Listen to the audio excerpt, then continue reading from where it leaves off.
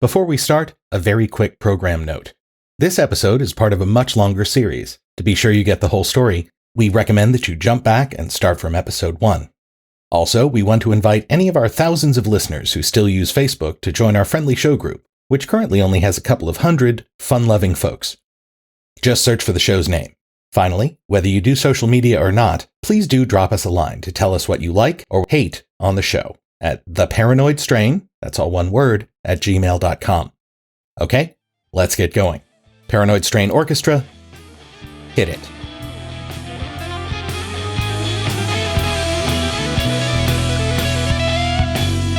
We will rise again under the skin flying through the air.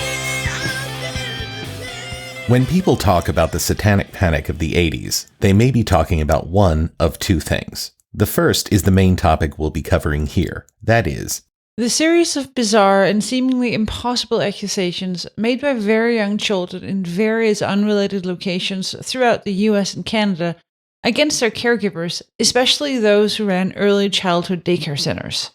These scenarios flared up through the 80s, and the alleged crimes ranged from run-of-the-mill sexual abuse to completely bizarre scenarios involving dozens or hundreds of perpetrators, ritual torture, scarring, and killing of young children, infants, and animals, and the supposed existence of extensive interstate or even international satanic sex abuse cults who perpetrated these living nightmares. In many cases, these panics led to widespread arrests and trial of apparently blameless adults, in spite of the existence of essentially no physical evidence that any of these accusations ever even happened. Fortunately, these miscarriages of justice were almost all eventually overturned, but only after both the alleged perpetrator and the purported victims had had their lives ruined to one degree or another. In the first case, due to lingering suspicions about their having committed the worst crimes imaginable, and in many cases actual years-long prison sentences, and in the second case, because their memories were corrupted by made-up, implanted scenes of terrifying abuse that never happened. but before diving into that horrific mess, it's worth noting that there was a broader movement that could be termed a sort of Satanism obsession that touched on many, many aspects of cultural life in the US during the same period. In his excellent review of the influence of the occult on mainstream culture and vice versa from the 60s through the 80s, titled Here's to My Sweet Satan, author George Case reminds us of the truly astonishing proliferation of satanic and associated images that flowed through both counter and mainstream culture during the period, from the obscure but somehow sinister lyrics of Zeppelin's Stairway to Heaven to the smash success of iconic films like Rosemary's Baby, The Exorcist, and The Omen, or even as anodyne an entertainment as the tame, played-for-laughs, non-spooky monsters of Scooby-Doo. Well, because they always ended up being some ill-tempered but very human perpetrator playing up the idea of ghosts and monsters for personal benefit was always a favorite with the young but already somewhat skeptical, fearful Jesuit. Case shows us how the whole culture embraced a dance with the dark side as the post-war economy flared and then sputtered, and very real failures of institutions and the monoculture fragmented American life. Having been a child and then teenager during the 80s and early 90s, I'm uniquely attuned to this cultural obsession. I remember just getting into the first version of Advanced Dungeons & Dragons, only to have my level-headed, calm but religious mom express some concerns about the potentially demonic implications that the game might have. She of course had heard the entirely apocryphal story about a teen's suicide over the death of his character that was later fictionalized in the terrible early Tom Hanks movie Mazes and Monsters, and so wanted to make sure her nerdy child wasn't on the role-playing road to hell. Needless to say, a Ouija board was not getting anywhere near the Jesuit household. That's how the real demons get you. Yeah, those things creep me out to this day. Even though I'm pushing 50, I'm very aware that the Ouija board's whole eerie effect is just an unconscious muscular tic called the idiomotor response, and demonic possession is silly. In the immortal words of Philip Larkin, "They fuck you up, your mum and dad. They may not mean to, but they do." the explosion of spooky, occult, or demonic shit in the period is hard to overstate. For example, though overheated news stories on the topic continue to this day, the 80s were the height of the poison or razor blades in your kid's Halloween candy panic. Which was based on a real, genuinely horrifying story from 1974, where a father deliberately poisoned his own son's pixie stick, blamed it on someone his kid had trick-or-treated, and tried to collect the life insurance policy he had recently taken out on the boy. Yeah, by the early 80s, every mom had digested that grim bit of news, then the many fake stories that grew out of it, and then the subsequent, almost entirely apocryphal tales of razor blades and candy apples and such. This was all weirdly tied into the perceived rise of Satanism at the time. That somehow the combination of spooky Halloween and the supposed efforts to poison or maim children via tasty treats were an outgrowth of the machinations of Beelzebub and his many, many secret human followers. This was clearly the subtext of the then famous trial in which parents of one teen who killed himself and another who had horrifically maimed himself attempting suicide after listening to a Judas Priest album sued the band, claiming they had deliberately put backmasked subliminal messages into a song that then prompted the kids' subsequent actions. Why would the band do this? Because they loved the devil and wanted to spread his message of hate and violence or something. We know this sounds like a stretch, but trust him. It was all somehow connected in the middle-class parent brain.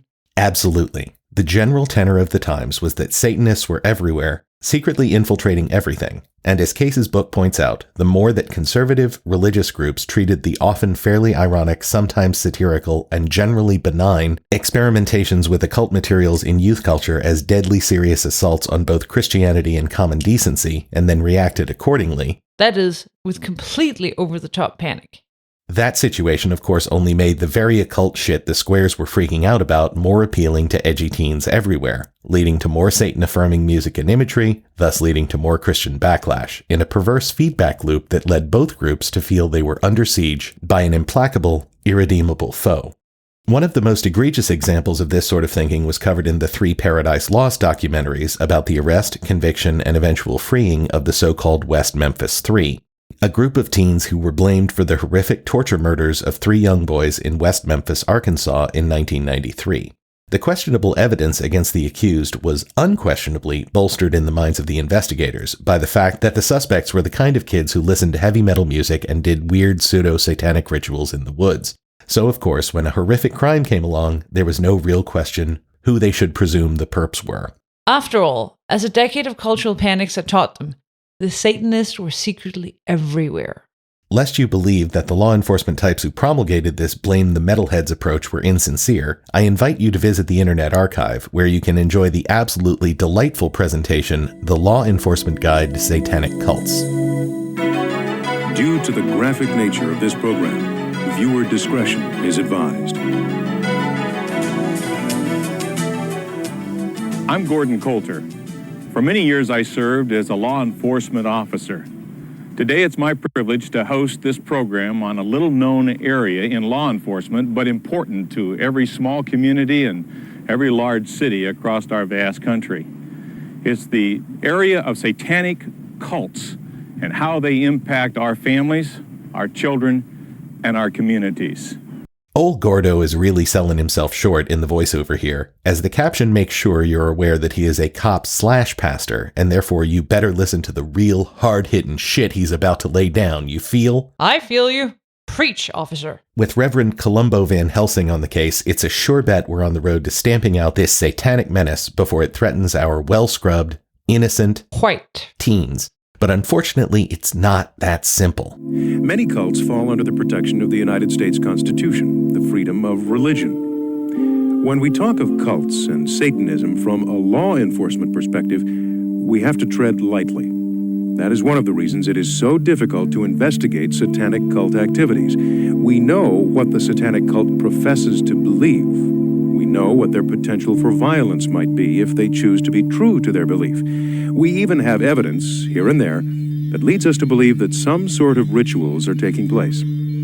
However, unless we catch them actually breaking the law, or find evidence that leads directly to participants in some illegal activity, we have no case. Goddamn pinko, commie simp, ACLU. What we need to do, Jesuit, is just get down in the filth with these animals and crack some fucking skulls. That'll teach them. We are definitely going to have to limit your exposure to Charles Bronson movies, Dana. Next, the video turns its spotlight on one Eric Pryor, a self-reported former Satanist who gives us a tour of a local neighborhood park, which just happens to be absolutely rife with satanic activity. When I was practicing occultist, oftentimes I would come into this park and practice on various different holidays, lunar holidays and occultic holidays, and We'd actually have rituals in the park when we didn't have a space to do rituals indoor. So what I'd like to do is take you into the park and just kind of show you one of the places that you would start asking your questions and start looking to see, what the occultists are up to. There's two different communities that use this park. One is the pagan or occultic community, and the other community is, of course, the homosexual community. Interestingly enough, they go hand in hand. Did he just say that the gay community and the devil worshippers go hand in hand? He did indeed, Dana, but there's a lot more where that came from. Upon entering the park, you can see they've already got started. This is a pentacle. Now, right over here, I can see on a tree here, there's a inverted cross. Now, this is satanic. Well, it's actually fairly fresh, too. This here, of course, is a bastardization of Christianity, and it's a very common symbol. Obviously, they probably had a party or a ritual here within the past night or two. This is what I'm talking about. What you're looking at here is called voodoo vivi. This is kind of like a coat of arms, if you will, for the demonic. And someone has made it very clear they were probably worshiping Set, because it says Set here, so it's pretty obvious. Now, of course, we don't have the benefit of the visuals in this here podcast, but as our guide walks through this unassuming public park, it appears that the denizens of Satan have just festooned every available surface with super obvious ritual symbols. Now, we're not the kind of folks who will just cast aspersions on every earnest, credulous presentation designed to stoke the irrational fears of the public, especially the part of the public licensed to carry guns as part of their jobs. What are you talking about? You are exactly that kind of folks. Oh yeah, I guess what I just said was obviously untrue. But it wasn't as blatantly full of shit as the idea that this dude just happened to find an example of every sort of satanic cult graffiti he needed to illustrate his points by wandering around the nearest average urban park on a random day. And wouldn't you know it, some enterprising young skeptical smartass journalist actually tracked down the history of this bizarre piece of 90s cultural flotsam, and it turns out that the producers indeed just created a cynical made-for-hire bullshit tape designed specifically to be sold to cops and gun enthusiast types who had already bought into the general fear of the devil's minions that was in the air at the time. Not that anyone bothered to tell Gordon Coulter, who again is just as hilariously sincere as can be. The article's author, Harmon Leon, writing for Mel Magazine Online, gives us the inside story of how this thing came to pass. Apparently, an enterprising independent producer approached the man who now owns the largest Glock megastore in the United States. Some sentences that describe your homeland are like Lord of the Rings level fantasy to a European, I am well aware. And yet, there are Glock megastores here, and this guy now owns the biggest one.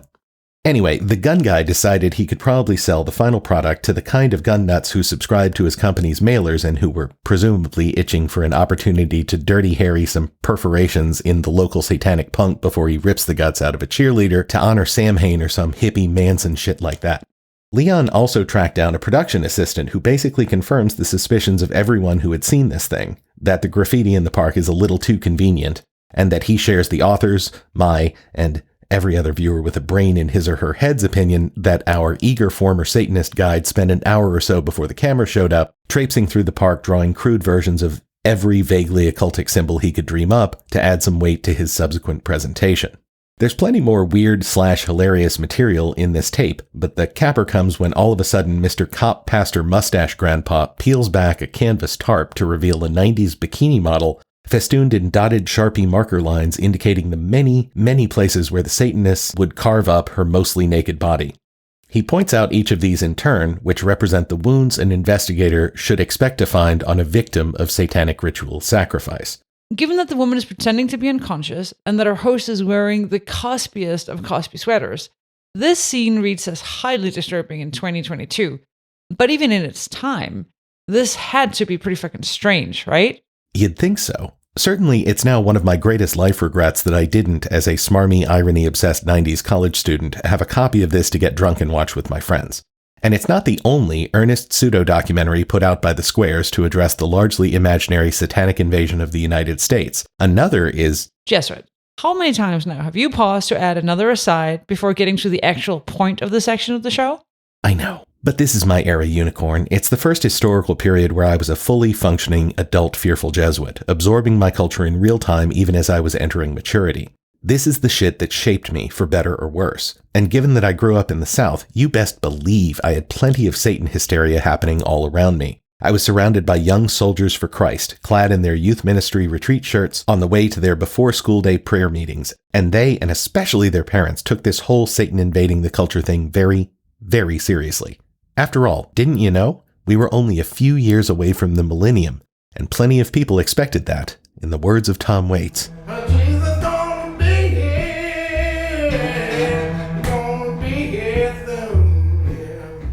But you're right, I've been circling around this topic for a long time, like Billy Pilgrim sitting in an interstellar zoo, avoiding the memory of February 13th, 1945. Maybe turn down the pretension just a tad? Okay, like Yossarian finally confronting what's under Snowden's arm. That's turning down the pretension? Sorry, but it's time for me to face the music, like Hal Incandenza finally taking his turn to speak at his college admission interview. I give up. Okay, seriously, I'm done now. I'll stop. But it's true. I did all of these interviews and all of this research, and I'm still kind of loath to write this part of the script because the story we have to tell here is just unrelentingly bleak. Mentally ill parents igniting a blaze of fear for children's welfare that eventually leads to emotionally scarred kids, wrongfully imprisoned adults, and communities where the sense of safety and trust is exploded, maybe never to be fully repaired. So I'm going to start telling this story. But I did keep one really funny satanic panic topic in reserve, and I plan to just drop it in the middle of this section whenever I feel like it gets too awful to contemplate. So consider this your warning. We are officially notified. With that, I want to introduce the co-author of a remarkable book called Satan's Silence. It was published in 1995 when the embers of the full panic were only beginning to die away, and when the suggestion of demonic influence on a seemingly senseless crime was still a powerful weapon to be wielded against innocent bystanders. That's a little something we call foreshadowing, folks. But our interviewee's experience with this phenomenon started years before her book was finally published. We'll let her walk you through her early experiences herself. Please note, due to circumstances beyond our control, large sections of our incredibly interesting interview turned out to have some extremely poor sound quality. We've done our level best to improve the situation, but it's still pretty lousy sounding, in spite of our efforts. We hope you'll bear with us. We believe her story is so fascinating that it is totally worth suffering through some audio issues.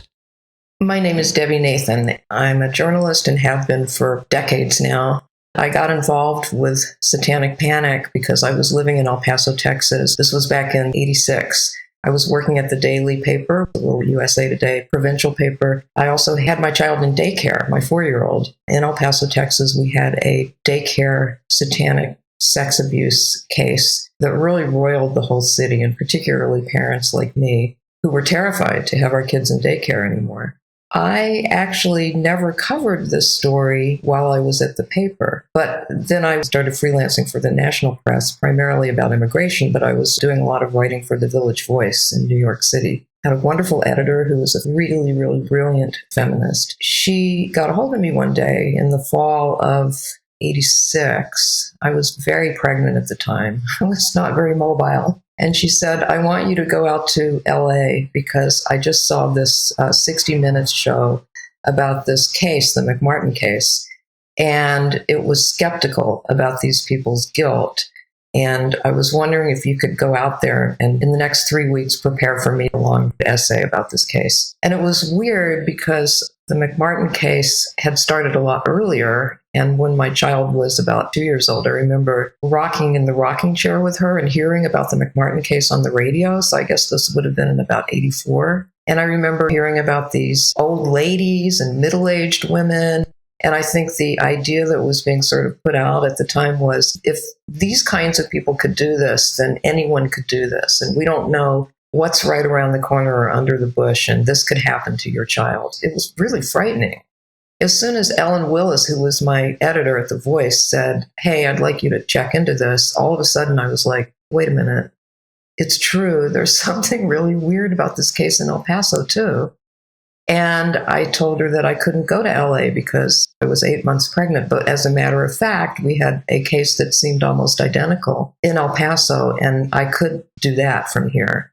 I didn't know anything about these cases at the time. I had no global perspective. 2 women, one was in her late 30s, the other was early 40s. They were both mothers. They had no records at all, not even parking tickets. And they had both been convicted by the time I had this conversation with my editor, and they'd been sent away for a very, very long time to prison. I started doing this reporting, just kind of the nuts and bolts stuff. Okay, they've been accused of basically sexually torturing a very large group of kids over many, many months. And they've been accused of taking this group of 3-year-olds and 4-year-olds and walking them a mile away to one of the teachers' houses, spending a long time there, taking their clothes off and torturing them sexually, and then dressing them again and walking back. Time, motive, opportunity. Could these people have done this? Did they have some reason to do it? They didn't seem to have a motive that I could figure out. They didn't have any criminal history. Nobody was saying that they had a history of mental illness. So then I said to myself, did they have the opportunity? Meaning, could they have gotten away with it? So I remember going to the daycare, and I saw that all the classrooms had great big glass windows, and so there was no privacy. I thought, all right, let me see if they could have actually walked to this house to do this to the children during the, whatever it was, 45 minutes or an hour that they had for lunch. And I remember sticking my newborn into a stroller, and then I had my 4.5-year-old holding my hand, and we did this walk, just the three of us. And it took me forever with 2 kids, with a stroller and a 4-year-old. We just walked to the house and back, and that in itself took the entire time.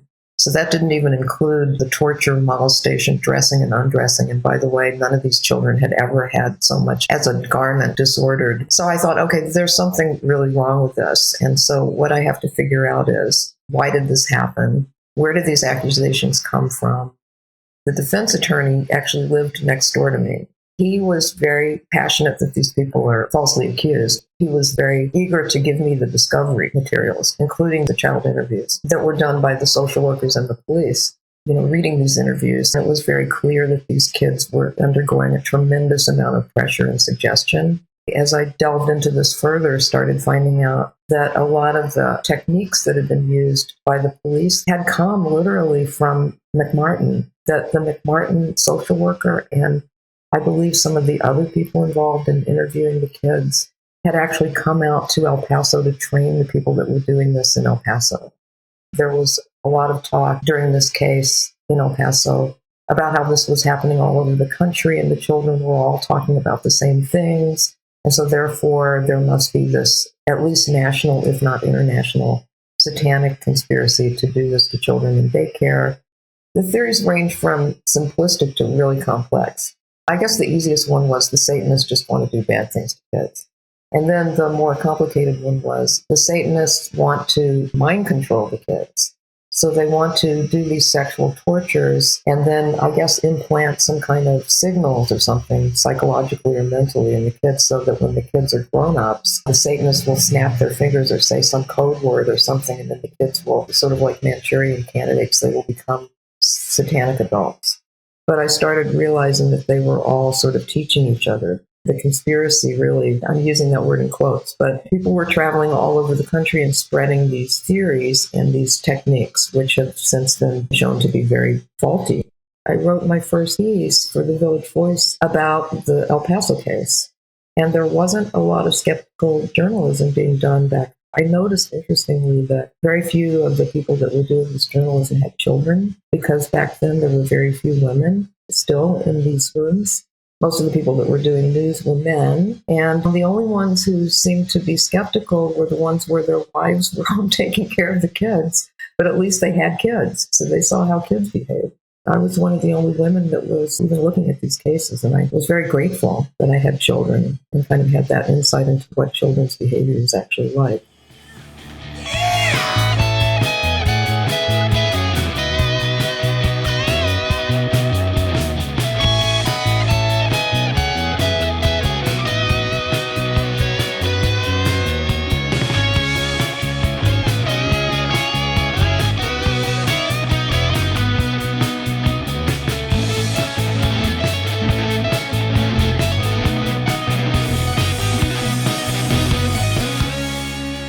Now Debbie's on the case, and we have plenty of reason to doubt the established narrative of satanic rapist daycares popping up across the nation. But it's important to acknowledge that the concern that eventually fueled the panic was born out of some genuinely heroic, crusading efforts to bring real, awful, usually intra-family sexual abuse into the consciousness of a public that really, really didn't want to hear about it, and law enforcement authorities who were even more resistant.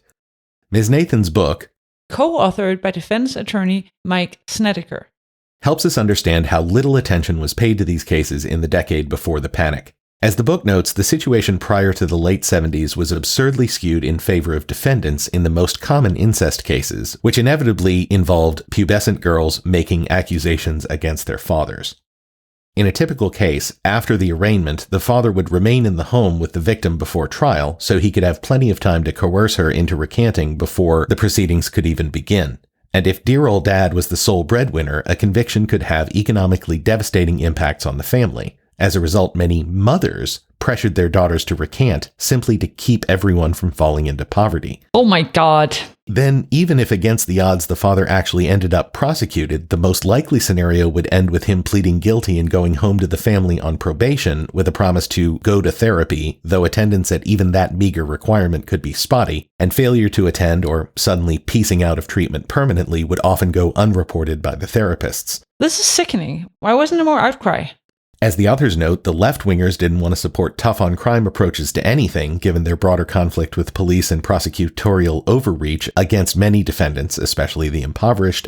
And meanwhile, the right didn't want to encourage anything that could be perceived as contributing to the breakup of families, or on the economic side that could increase the number of people on welfare. I can see why you were shying away from this topic now, Jesuit. It's fucking bleak. It gets so much worse. Like, for example, this horrific revelation. In the pre-advocacy period, doctors would often implicitly blame wives for their husbands' disgusting incestual acts. The authors focused their readers' attention on one particularly repulsive but influential example, a Dr. Roland Summit, who came up with a theory to explain the incest dynamic. He called it, actually, Dana, why don't you tell us? You're a cruel man. He called it the family romance dynamic. Ew. Look on the bright side. I'm the one who has to do the actual explaining. Okay, deep breath. Here goes. Dr. Summit starts with this highly sympathetic description of the perpetrator. Quote, "The hapless father, who would never approach a child on the playground, now that he has his own children, naturally felt a certain erotic attraction for the," again, please understand that I am quoting here, "the delicious little creatures he has spawned." Wait, this is a quote? Like an actual quote from a medical professional? Yes, and you're not alone in that reaction. The authors note with disgust that this married 40-something father of daughters implied it was perfectly common for men to see their children as sexually delicious. I will never stop showering.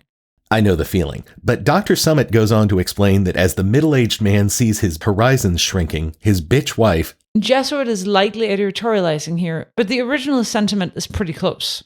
She isn't even around to take care of his needs because she has the nerve to instead work on her career. She did this not because the evolving state of the American economy, inflation, and a series of price shocks had made two-earner incomes a necessity for many families, but rather because this preening narcissist felt, again we're quoting, depressed at the loss of her youth and the waning of her girlish attraction, and therefore was no longer, quote, invested in endorsing her husband's ego needs. Or, in other words, as the authors characterize it, it is the wife's fault her husband's eye is wandering, because she is a shitty partner.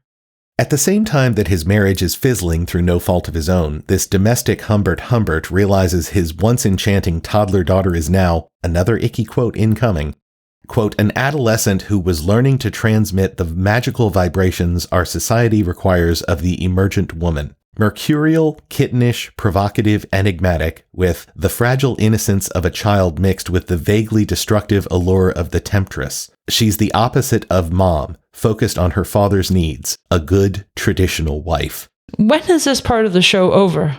Not for quite a while, Dana. Apologies. So the good doctor asks rhetorically, how is this man supposed to resist such temptation, especially when his wife is, quote, remarkably oblivious to the situation, since it frees her up from meeting her husband's sex-pestering demands.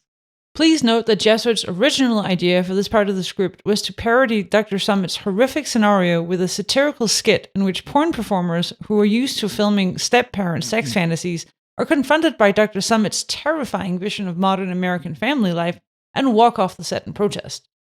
But honestly, it just never came out funny. This whole thing is just too vile to parody.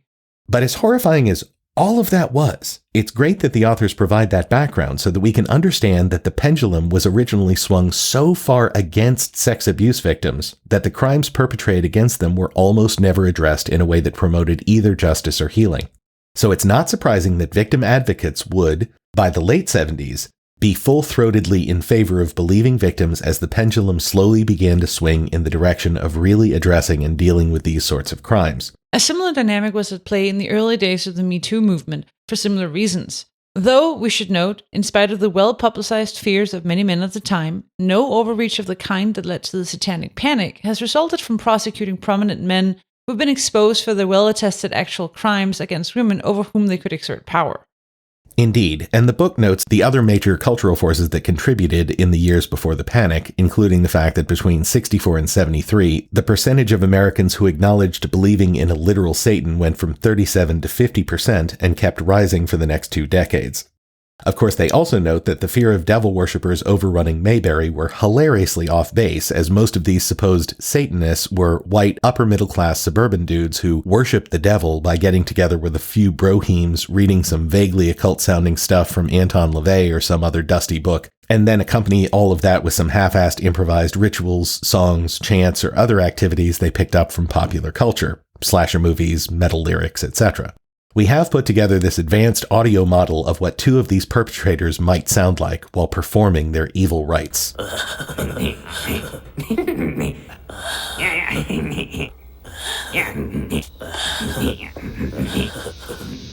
Truly chilling.